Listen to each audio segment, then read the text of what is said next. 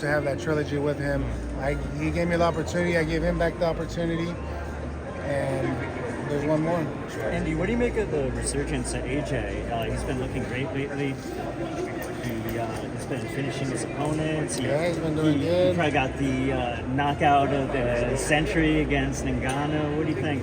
I think that's good, man. He's doing what he's supposed to do. Like I said, I salute him. I'm not here to talk bad about any fighter, because all of us, we all risk our lives in there inside that ring. So we got to respect everybody. But I think Joshua's doing his thing, man. He's doing his thing, but it's my turn. Now that I'm back at 100%, I just want to get busy, man. I want to get busy. I want to become a 2-time heavyweight champion of the world. And like I said, this is just the beginning for me. Brother, it's so good to see you back. How's the shoulder? Good, man. I was supposed to fight in June, but I kind of wanted to get a few more months just to make sure everything is like perfectly fine. And everything's really, really good, man. Really, really good. You're on a crazy card. A lot of rumors swirling on who exactly is on the card, but you're going to be facing Jarrell Miller. How do you see that fight going? That fight's going to be good, man. For sure, God willing, we're going to get that victory on August 3rd, and we're going to move on. And I just want to keep fighting, man. Keep fighting, staying busy. I think that's the key: staying busy, staying consistent, and get those bouts back. We came off a wild weekend. Ryan Garcia versus Devin Haney. What'd you make of the fight? I think that was an awesome fight, man. I was so surprised. I was shocked because the way that Garcia was fooling everybody, saying that he wasn't training, he was smoking, drinking. I was shocked. I was really shocked. I thought David Haney was going to box him around.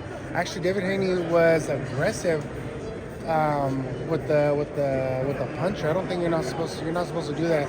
I think if he would have boxed around, should have been a little bit more slick. I think it would have been more better for him. But I'm just happy that Garcia won and he did what he had to do. Speaking of big Saudi cards, we got Usyk versus Fury. Who do you favor in that fight? How do you see it going down? It could go either way, man. Just like Wilder and Zhang. But I feel. If Usyk is busy throwing his combinations, being inside him, doing what he's supposed to do, I think he could get that victory. And we got Canelo versus Munguia coming up. Your homie Canelo. How do you think that fight plays out? I think that fight's gonna be good. I think Canelo's gonna. I know he's gonna win. I think he's gonna counter punch Munguia a lot of times. But like I said, you can't underestimate no fighter. You can't underestimate Munguia. He's a Mexican. He's a warrior. He takes a lot of punishment. He can take a punch, and he's young, and he's hungry too. So I feel it's going to be an exciting fight. So if you get past Big Baby, who do you like to face next? When I get past Big Baby, I want to get another fight. Maybe the winner of Dubois and Lokovic. Is that his name? And then I want to fight Joseph Parker. Andy, obviously it's an absolute pleasure to see you back in the ring. But, a lot of people do say inactivity kills, right? What can you say to those who are maybe doubting you and saying, we don't really know what Andy has anymore? Why is inactivity not going to be an issue for you? Well, you never know, I think for me, training, still being in shape, it's not like if I went overweight or anything like that, but the inactivity could be a part of that. But when I fought Luis Ortiz, I didn't fight for a year and something, and I felt really good. I feel as long as you're training really hard, even when you're not fighting, you're training in the gym, hitting the mitts, hitting the bag, I think is going to be good for me, and that's what's going to help me out. Now, obviously, Andy, I know you've been looking for the right opportunity for some time now. What was your first reaction when you got this call to be on this massive card? Well, I was really happy, man. I was really excited, and I was like, man, this is my opportunity. This is my chance. This is my chance to come back.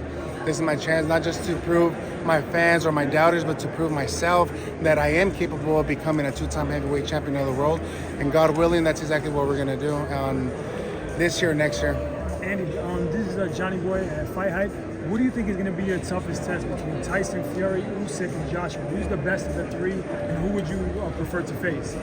I would like to face all of them, but I think the toughest one, I don't know, probably Tyson Fury.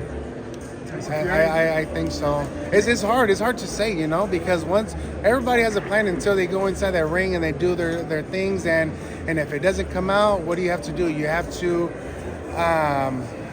to switch up the game plan. You gotta. That's what I was telling somebody. The hardest thing that you could do in this boxing is get dropped or get hurt and having to come back and to win the fight or find a way to win the fight. So I feel like I've done that before, and I'm just super excited to be here, man. I You're just want to confident fight. you can beat all three. You're confident you can beat all three, though. Yes, if I'm at 100%, of course I can. And I know a lot of people that know my skills, they know that I could do a lot of damage to them. Andy, speaking of Tyson Fury, what'd you make of that fight against Nagano? With him and Nogano, I thought he looked kind of sluggish. I think he underestimated him. That's what he did. That's exactly what he did. He underestimated Nagano. That's why it went the distance. But I think Tyson Fury, he's in really good shape right now. He's focused right now for Usyk, so that's what's gonna make him a little dangerous fighter.